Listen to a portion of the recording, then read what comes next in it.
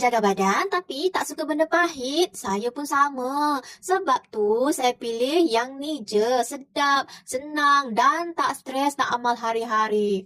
Ni bukan gula-gula biasa tau.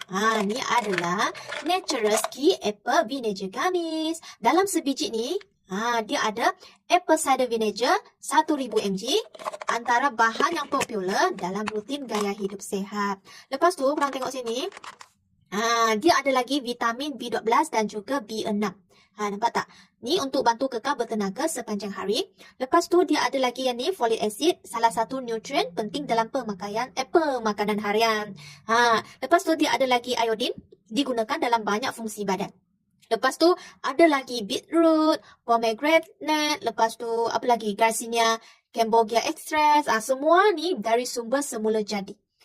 Lepas tu yang bestnya tak rasa masam langsung tau. Dia tak ada gelatin, sesuai untuk vegetarian. Ni memang sedap, sehari ambil 2 biji je. Dan dia tak ada pengawet dan juga pewarna yang pelik-pelik. Lepas tu dia ada sijil halal antarabangsa. Korang boleh tengok dekat beg kuning. Makan pun rasa yakin tau. Saya suka sebab rasa dia macam manisan buah apple. Macam manisan buah apple, mudah sangat nak amalkan dan rasa selesa bila konsisten. Lepas tu korang ambil 2 biji lah ya. Ambil 2 biji sehari. Okay, korang kunyah-kunyah. Ambil 2 biji sehari. 2 biji sahaja. Jangan makan banyak-banyak.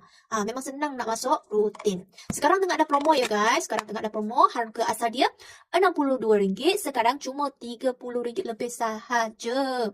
Kalau korang jenis yang tak suka nak terlampil tapi nak mula gaya hidup sehat, ni memang untuk korang. Klik beg kuning tu sebelum harga naik balik.